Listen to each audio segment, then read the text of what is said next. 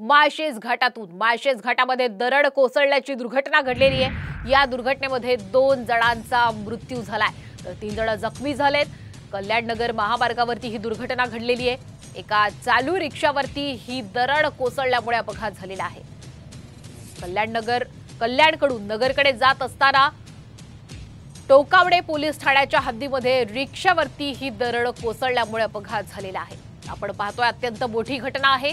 माळशेज घाटामध्ये दरड कोसळल्याची ही घटना घडल्यामुळे सगळीकडेच खरं तर खळबळ व्यक्त केली जाते आणि या दुर्घटनेमध्ये 2 जणांचा मृत्यू झालेला आहे तर 3 जण जखमी झाल्याची माहिती मिळते।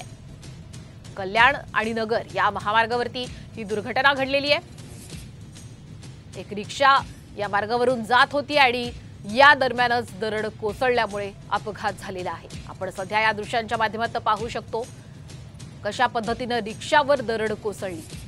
कल्याणकडून नगरकडे ही रिक्षा जात होती।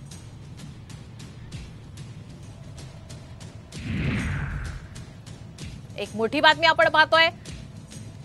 सध्या माळशेज घाटामध्ये तुफान पाऊस सुरू आहे आणि त्यामुळे या पावसात माळशेज घाटातून प्रवाशांसह अवजड वाहनांची धोकादायक पद्धतीने वाहतूक सुरू आहे।